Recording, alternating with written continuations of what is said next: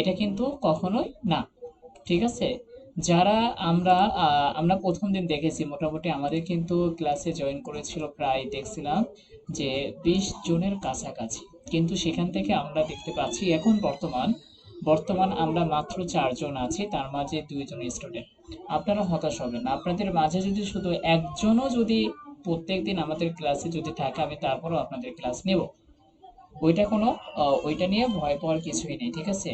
কারণ আমি জানি এই ব্যাপারগুলোতে যে যারাই আসলে এই সেক্টর থেকে যারা সফলতা অর্জন করে, তাদের যে জিনিসগুলোর প্রয়োজন সেগুলো কিন্তু সবার মাঝে থাকে না, ঠিক আছে? যেমন আমরা কতজন স্টুডেন্ট আমরা ছিলাম, তার মধ্য থেকে আমরা আজকে মাত্র সময় করে এই 4 জন আমরা আসতে পেরেছি।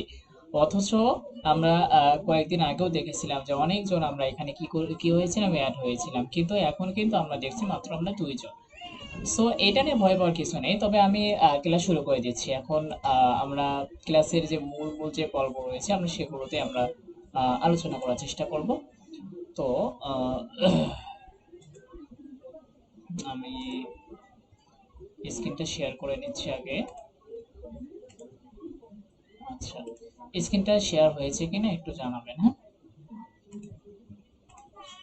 ওকে, আমার স্ক্রিনটা কি দেখা যাচ্ছে?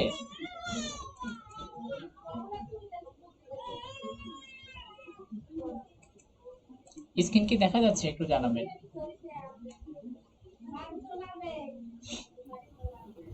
দেখা যাচ্ছে। ওকে, ঠিক আছে। আচ্ছা, তো আমি এই ডাটা এন্ট্রি কোর্সটি করার জন্য সর্বপ্রথম আমি যে বিষয়টি রেখেছি মূলত এটা প্রেজেন্টেশন ক্লাস। তো হচ্ছে আমি এইটা 5-6 মিনিটের মাঝে আমি এটা শেষ করে দিচ্ছি যে আসলে ডাটা এন্ট্রি শেখার জন্য আমাদের কি কি প্রয়োজন পড়বে। দেখেন, বেসিক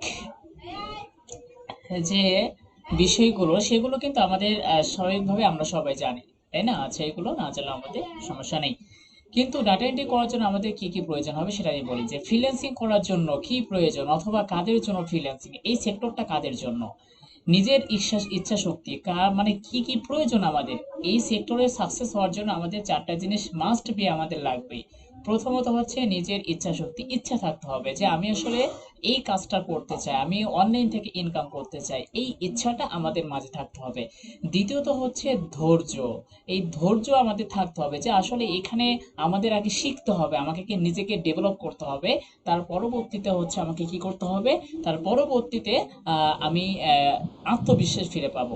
এই ধৈর্যের পরবর্তীতে এই জন্য আত্মবিশ্বাস রাখছি যে যখন আপনি ধৈর্য সহকারে যে কোনো জিনিস শিখবেন, যে কোনো জিনিস জানবেন, তখন কিন্তু আপনার মাঝে আত্মবিশ্বাস চলে আসবে যে আসলে আমি এই কাজটা করতে পারবো। আর যখন আপনার মাঝে আত্মবিশ্বাস চলে আসবে, তখন কিন্তু আপনি যে কোনো কাজ করতে পারবেন। আর সেই কাজটা করতে গিয়ে আপনার কিন্তু অনেক ধরনের সমস্যা হতে পারে।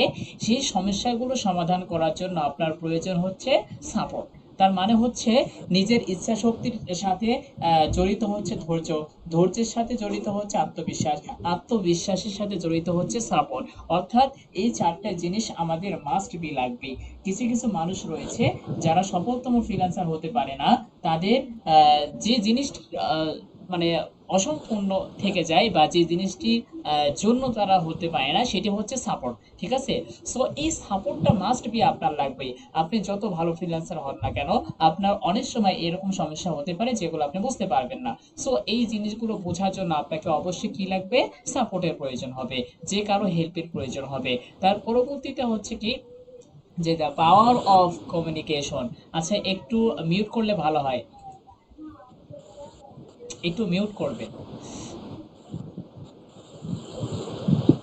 রানা ভাই দেখেন কে আনমিউট। আচ্ছা, এখানে ইসের মিউট মিউট করে রাখেন। নীরব পাল, হ্যাঁ, জি, থ্যাংক আপনি ইউ। আপনি মিউট করে রাখেন। Thank you. আচ্ছা, আমি এখানে সময় নিচ্ছি না বেশি, আপনারা একটু জাস্ট মনোযোগ সহকারে শোনেন, তাহলে আপনাদের বিষয়টা মানে মাথার মধ্যে চলে আসবে। আমি কিন্তু এটা আমার মতো করে সাজাইছি, স্যার, কারণ আপনার হচ্ছে স্ক্রিনটা হোয়াইট আসছে। সেটা বলবেন আগে। আচ্ছা, ঠিক আছে। নীরব পাল, আপনার ক্যামেরা অফ রাখুন।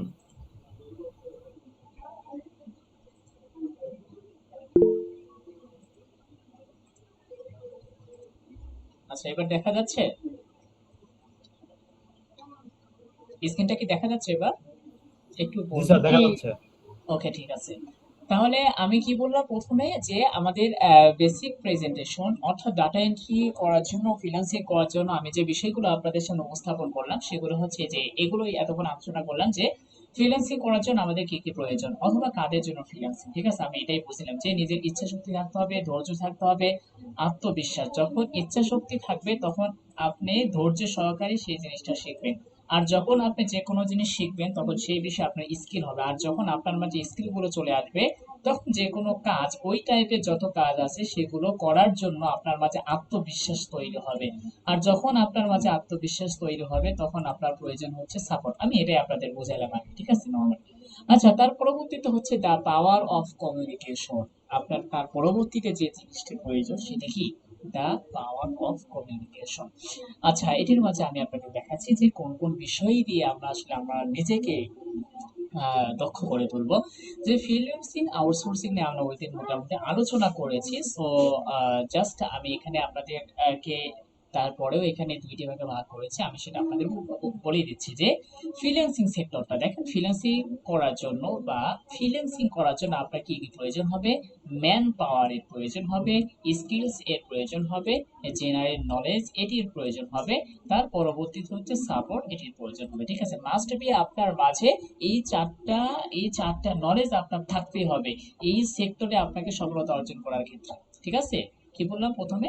ম্যান পাওয়ার মানে ইচ্ছা শক্তি বা আপনার যে মনোশক্তি রয়েছে এই মনোশক্তি থাকতে হবে। তার পরবর্তীতে দ্বিতীয় নাম্বার হচ্ছে স্কিল থাকতে হবে।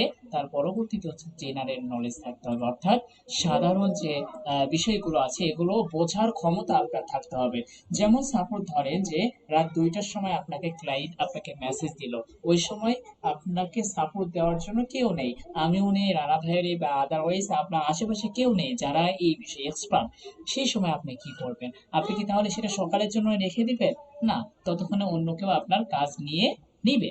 সুতরাং এই জেনারেল নলেজের মাধ্যমে সাধারণ যে নলেজ রয়েছে কিভাবে আপনি তাকে হ্যান্ডেল করবেন, কিভাবে আপনার মতো করে তাকে হ্যান্ডেল করবেন সেটা হচ্ছে আপনার কাছে। সো আপনি যদি তাকে হ্যান্ডেল করতে পারেন তাহলে কিন্তু সেই কাজটা আপনি পেয়ে যাবেন।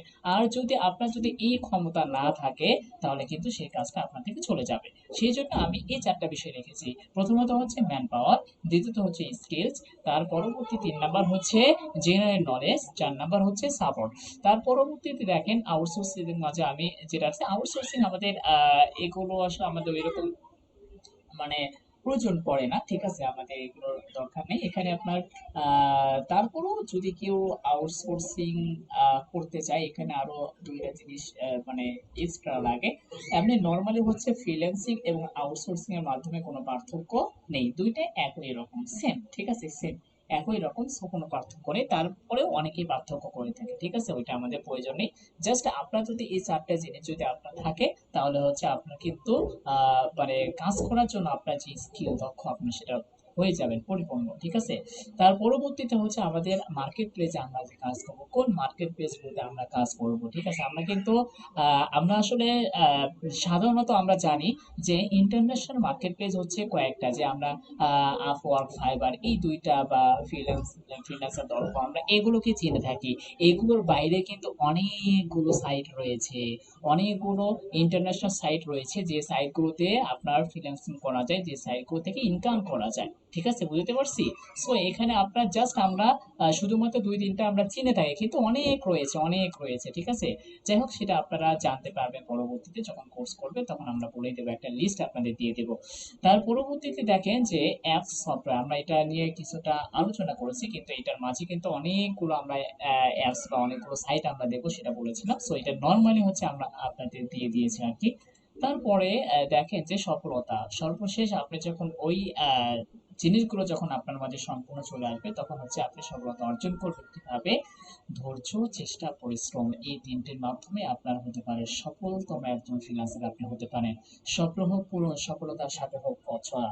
অর্থাৎ আমি এই কথাটা এই জন্য দিয়েছি কারণ হচ্ছে উপরে যে সেক্টরগুলো আমি আপনাদের দেখাইলাম, এই সেক্টরগুলো, এই জিনিসগুলো, এই দক্ষগুলো যদি কারো মাঝে পরিপূর্ণ চলে আসে ইনশাআল্লাহ সে সফলতম ফ্রিল্যান্সার হিসেবে পরিচিত লাভ করবে। ঠিক আছে, আমি কিন্তু এটা কিন্তু মানে অনেক ভেবে চিন্তে কিন্তু আমি এটা কিন্তু মানে তৈরি করেছি আর কি, ঠিক আছে? আমি আপনাদের জন্য আর কি তৈরি করেছিলাম।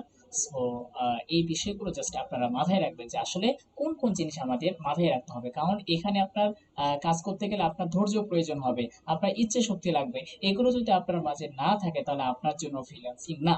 আমি আগেই বলতেছি, যাদের মাঝে এরকম চিন্তা ভাবনা আছে যে আমি অনলাইন থেকে ইনকাম করব, আমার মানে ফ্রিল্যান্সার হওয়ার ইচ্ছা আছে, আহ, আমি সময় দিতে পারবো, আমি তাদেরকেই বলবো, তাদের জন্যই হচ্ছে এই কোর্সটা, বা তাদের জন্য হচ্ছে এই মানে অনলাইন সেক্টর। সুতরাং যারা ভাববেন যে আসলে আমি সময় দেব না, আমি একবার ভিডিও দেখবো, হ্যাঁ ব্যাস একবার দেখে দেখে রেখে দেবো, পরবর্তীতে মার্কেট পেজে গিয়ে আমি করে নেবো, না, এরকম ভাবে কখনোই হয় না। আপনার পরিপূর্ণ স্কিল সম্পূর্ণ না হলে আপনি কখনোই মার্কেট পেজে নামবেন না। পরিপূর্ণ স্কিল সম্পূর্ণ না হয়ে কখনোই মার্কেট পেজে নামা যাবে না, ঠিক আছে? আচ্ছা, এই হচ্ছে আপনাদের মূলত প্রেজেন্টেশন ক্লাস, ডাটা এন্ট্রি, ঠিক আছে? আমি আমার মতো করে তৈরি করছিলাম আর কি আপনাদের জন্য। তো আমি এখন হচ্ছে আপনাদের আজকে মূল ক্লাসে চলে যাচ্ছি। যে আহ, প্রথমে আমি ডাটা এন্ট্রিতে আপনাদের যে ক্লাসটি আমি আপনাদের করে দিতে চাচ্ছি, একটু ওয়েট, আমি রেকর্ডিং করেছি।